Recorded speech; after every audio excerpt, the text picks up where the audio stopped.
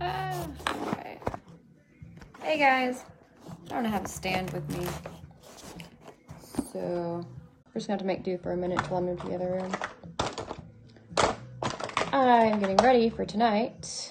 I have a gig at a new place, and it's a different kind of place than I normally play at. It's like authentic Mexican food, and they usually have like really upbeat music in there. Hey Trevor. And I have really chill music. So that'll be interesting to see how that goes, but I'll let them know. I was like, I play really chill music. They seem to be okay with it. How are you guys doing today?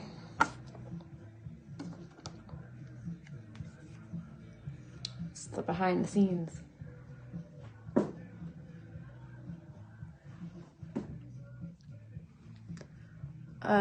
Still got a tough week this week. I'm dealing with a lot of heavy stuff. I think I'm gonna make it through though. Happy Friday! Today is my Tuesday. It's my second work day of the week.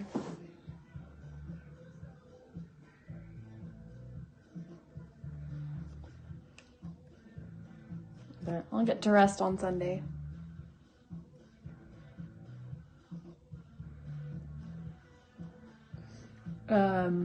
Anyway, and then I played at this other venue last week, and they were like, we need more upbeat music. And I'm like, it's not really my style, but I love playing music so much that I am going to have to just learn the stuff that people like so that I can sometimes play the music that I want to play so that I can keep doing what I want to do and paying my bills. And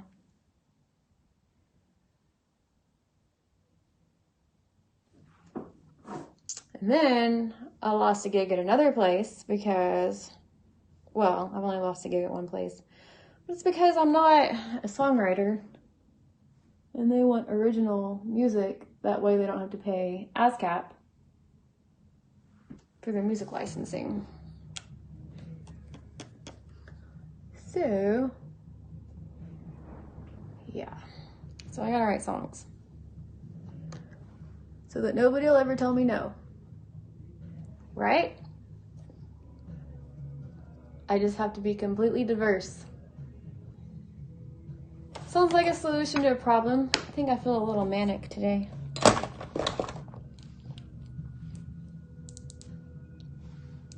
Eyeliner.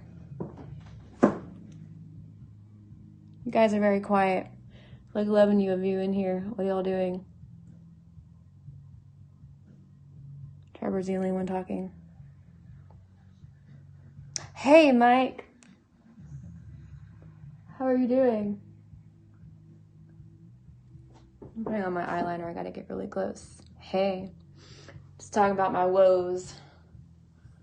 I lost a gig because I'm not a songwriter. I might lose another one because I don't play upbeat music. You're driving in a rainy North Carolina.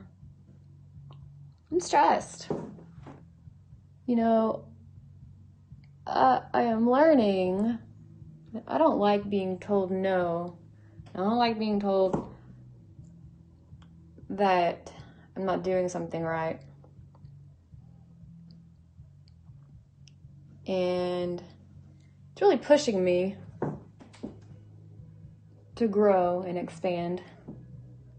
Because I just want to be, I don't know. I just want to do everything right. I know that you won't please everybody. That's not possible. But there are things that I'm capable of, like songwriting and playing upbeat music.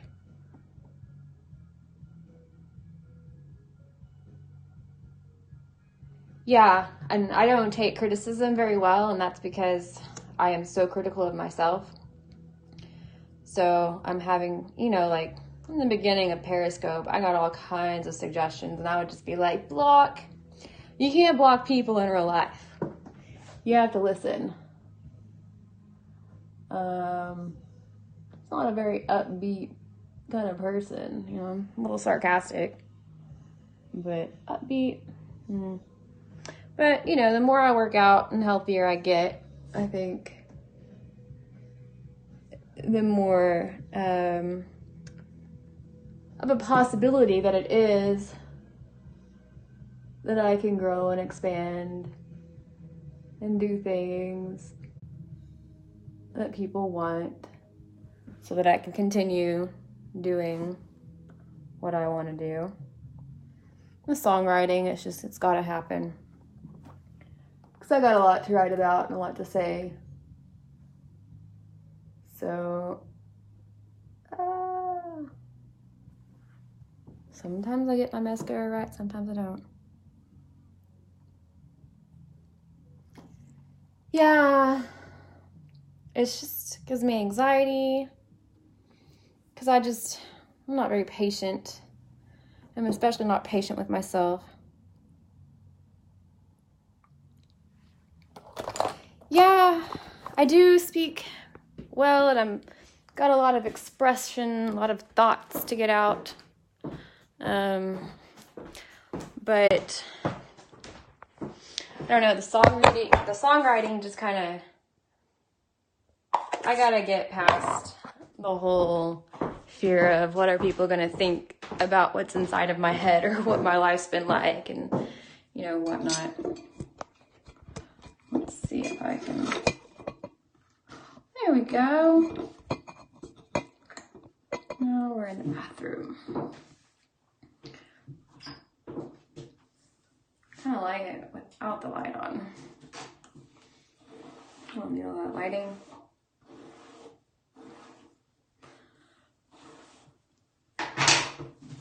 Never really learned how to do my hair before recently.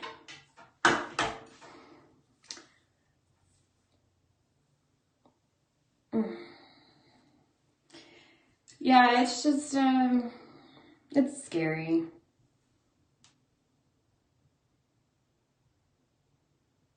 Screw them, for real. I also want to be a better guitar player, instrumentalist, before I really put anything together. But, you know, I just keep limiting myself, and it's stupid. I really just need to go for it. I wrote some stuff the other day. I think I'm gonna get there. It's gonna happen. And when it happens, it's all gonna happen at once. Why do I think I limit myself? Probably to protect myself, I would imagine. Failure. I'm having a lot of anxiety right now because, okay, so my family's been helping me pay my bills, you know, like while I was sick. And I'm actually, as soon as I get done here, I gotta go to the bank and get a money order so I can pay my rent. So I have a ton of fear about success, because anytime that I've ever gotten semi-close to, you know, getting my head above water,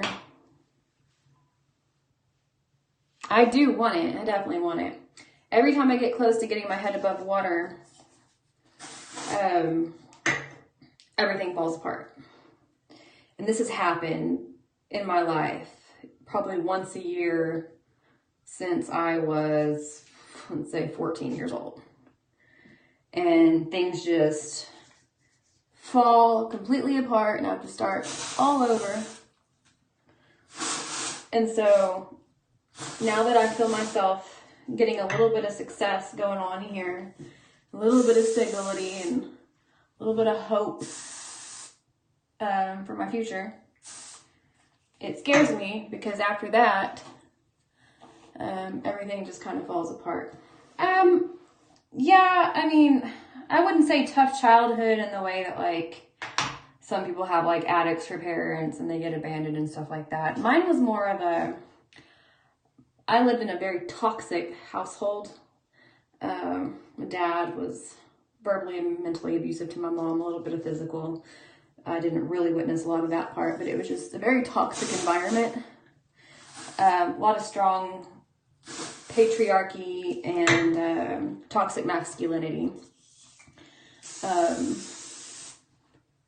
I felt very shut out. I also, my mom was just like trying to cope with everything. So she was, working on her bachelor's degree and then her master's degree. And this was, when I was coming of age, and I just felt very alone.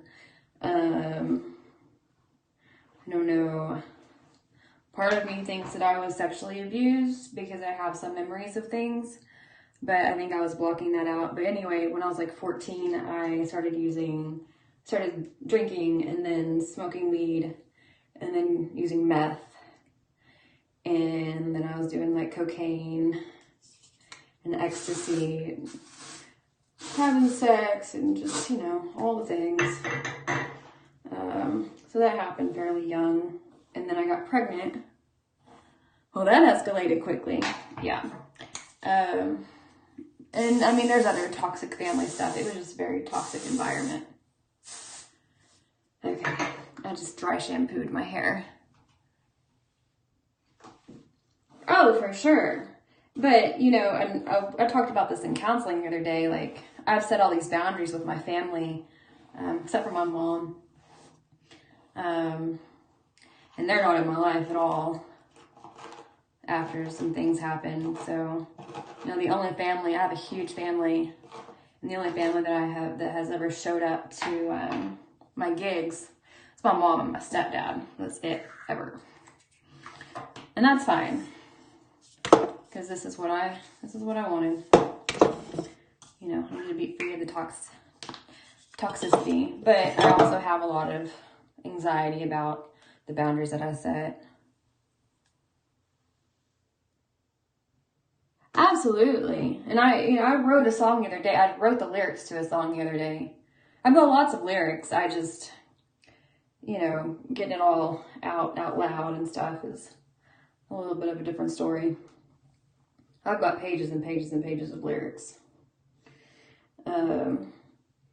So after witnessing that kind of a marriage with my family, I entered into an abusive relationship right off the bat. My daughter's dad was very abusive. And then got away from him and then moved back to Amarillo. The guy who left me for his ex-wife moved her back in before my things were even out. And he was going to adopt my daughter, and well, that didn't happen.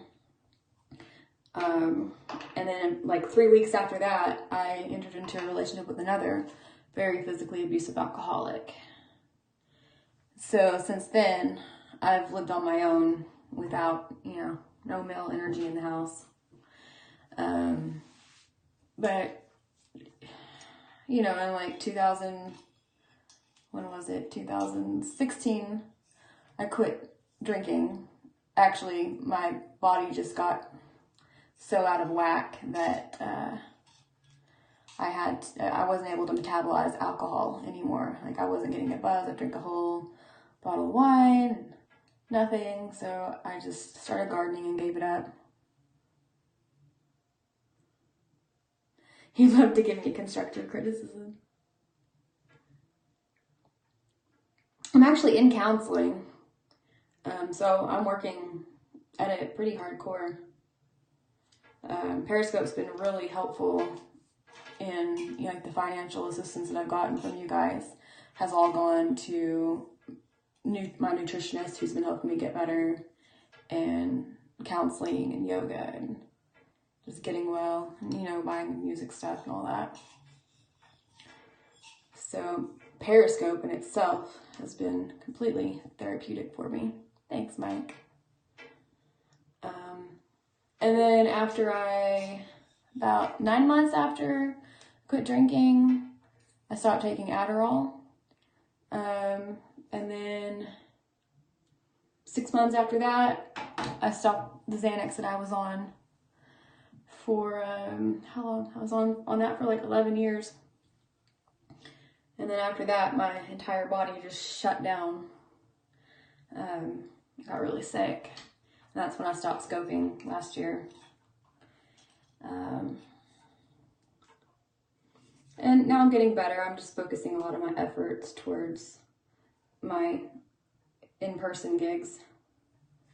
Just because it just takes a lot of my energy. And going to the gym, eating right, and all the things. All the things. But since about 2016, I've been incredibly focused on conquering my fears, and I have dealt with so much these last few years. But now I've got a gig tonight, and now I've kind of come out of my cocoon. You know, I've been incubating for a while. Now I've just got like real life situations that I'm dealing with again that are triggering me in another way. I will probably sing Landslide.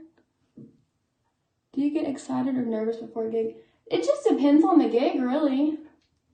Some places make me nervous and some places don't. I'm watching. Oh no, I'm performing. Might be outside of my body watching.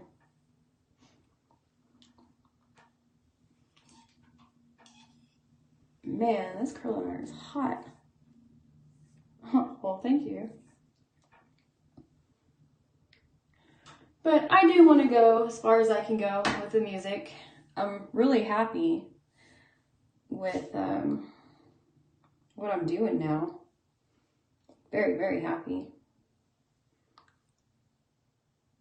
Thank you. Could I move to the right a bit? You not able to watch me? Look. Okay. Is that better? Hair looks kind of funky like this. I've never done a getting ready scope. Do you get nervous about your looks and your performance? No. I just, for the last 3 years, I didn't really wear anything but pajamas, and I like barely washed my hair. And I'm honestly the kind of person who likes to dress up. So I enjoy this.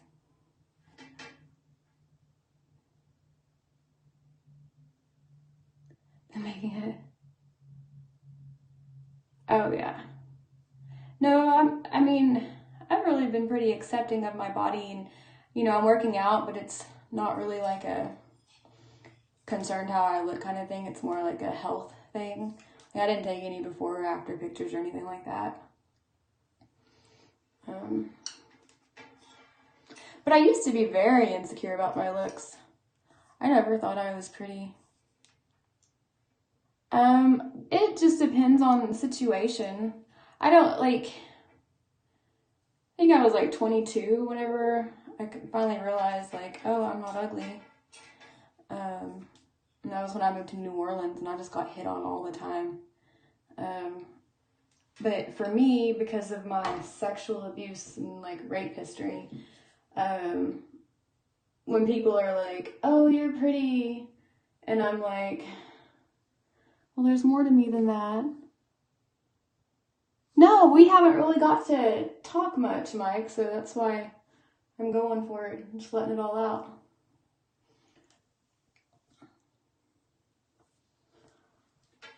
I didn't know how much you knew about me. I don't remember exactly when you came into the picture, but I disclosed a lot of things about myself in the very, very beginning. But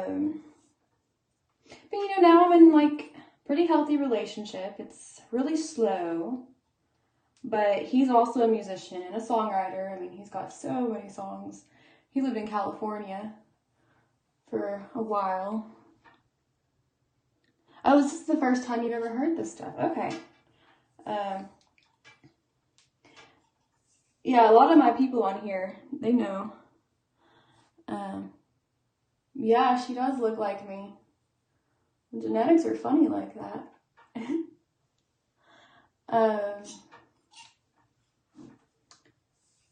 What was I saying? Oh yeah, boyfriend, he's great. But it's very slow, and he came to one of my gigs, and that's how I met him, and I just immediately felt really comfortable around him. We talked for a month before we actually went out. But he's a musician. He kind of put it back on the back burner, and I'm really excited right now because this last week or so he's booked 4 gigs because people have been asking him hey, can you book with us? And he's been like, no, I'm just not really doing that right now. So we've been together for about 4 months. He's doing the eating right thing and working out and getting back into it. So I'm really excited about that. He's so supportive of me. And he'll show up. Really good person to take advice from because he knows. He's got lots of experience. But he may move back to California. I don't know. He'll either do that or he'll tour. We'll see. But that doesn't necessarily mean the end of us because I'm a pretty low maintenance girlfriend. I like to live alone. I'm not really looking for that whole get married, get a house, settle down, have babies situation. You know, I like my space. And he respects that. He's actually my neighbor. He lives 5 houses away from me.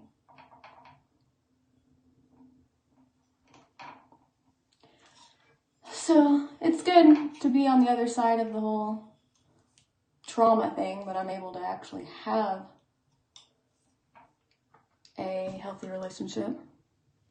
Yeah, I've listened to Mindy's story, and can definitely relate to her on a lot of things. You know, I quit the hard drugs after I got pregnant, so, and that was when I was 19, 18. Oh yeah, she's doing great. And you've been a great mentor for her. I know she appreciates you a ton. Whew.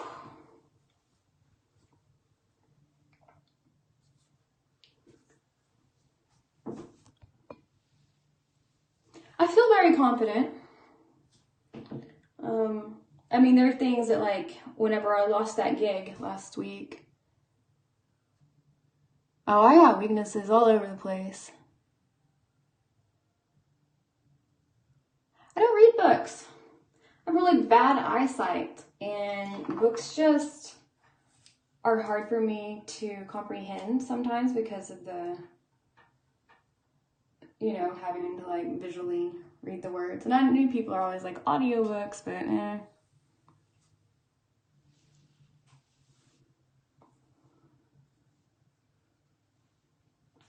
Oh, there's a handful of you guys on Periscope who have just been really awesome. And if it wasn't for you guys and your support, the Periscope in itself really helped me gain a lot of my confidence back. Helped me get my voice back, able to remember what it's like to talk in front of an audience.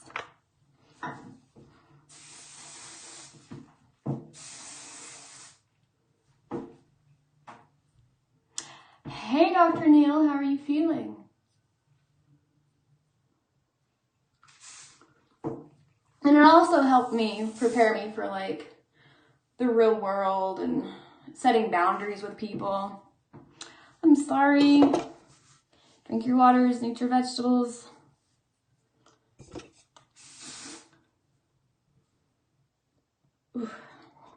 I had a guy show up at my gig this weekend, and I had to tell him he made me feel uncomfortable. Just had tea and veggies. What kind of tea? He was very, very like crossing boundaries and stuff, and he came up to me to give me a hug, and I was like, no, dude. And I had to tell him what made me feel uncomfortable, and he tried to explain, and I was like, the fact of the matter is you make me feel uncomfortable. I deleted you on Facebook. I wasn't responding to your messages, and you show up here anyway. You won't even hug me. I'm not a very huggy person. I've got some major boundary issues.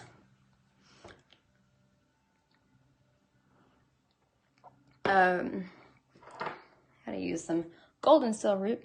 Hey, girl.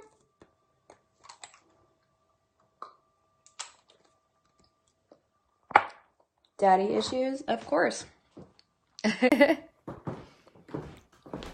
What girl doesn't have daddy issues? I mean, I'm sure there's some. But I'm not one of them. Or just issues with men in general. But I'm working on it. I am working on it. Some people have real issues. I mean, he brought his wife with him, but he was like trying to take my friend to Vegas and pay her by the day to be there, and just some creepy stuff.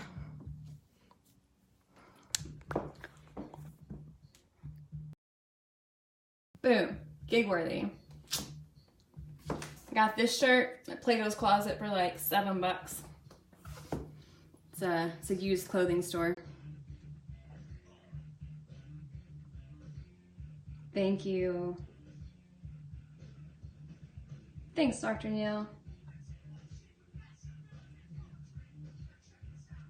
Plato's Closet, awesome. We have the same phone. I got this phone just for Periscope. It hasn't exactly paid for itself yet because I'm never on. But, you know, keep saying I'm going to change that.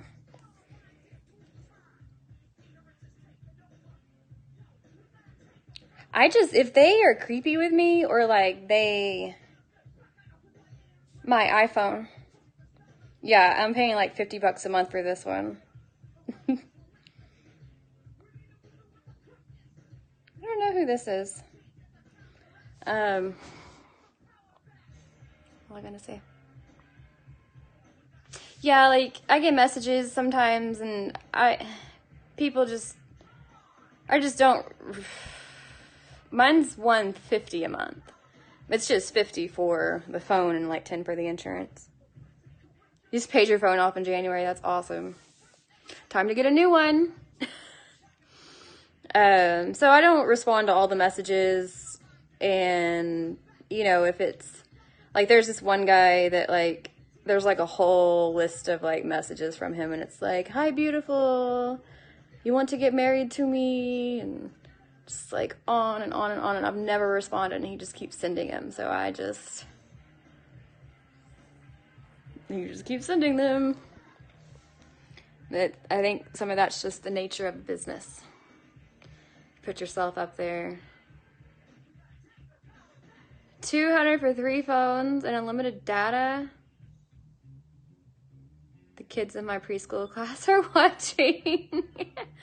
Hi, kids. Are you telling me I should edit it or watch myself?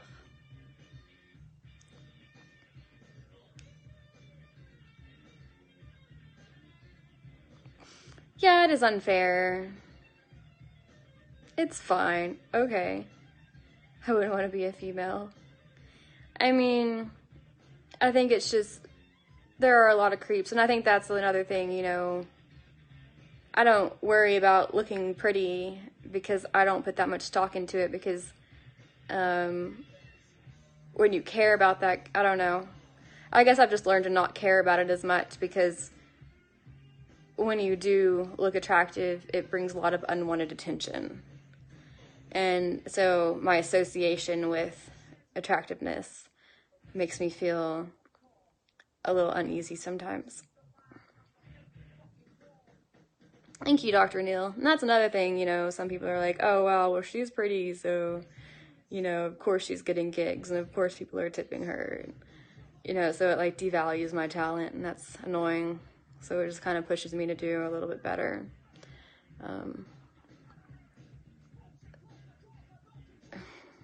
It's the thing. I mean, like, oneness, my higher self. Anyway, I gotta go to the bank and pay some bills. What time is it? 2:33. Okay.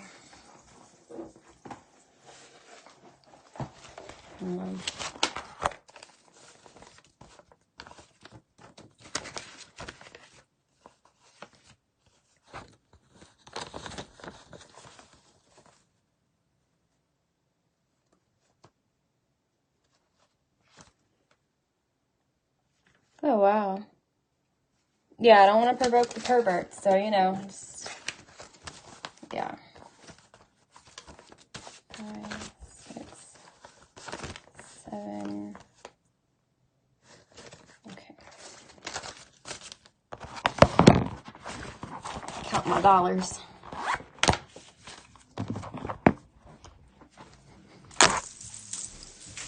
I actually, this month, or in February, I made more money than I've ever made in a month. Not saying I'm balling or anything. I'm just saying that I can pay the bills and go get a smoothie.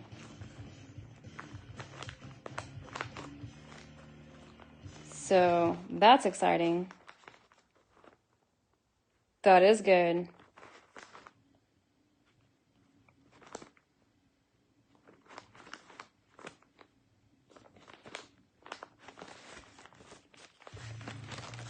All right. Yeah, good chatting with you too. We'll catch you on the flip side. Lots of self-confidence. All right, y'all. Peace and love.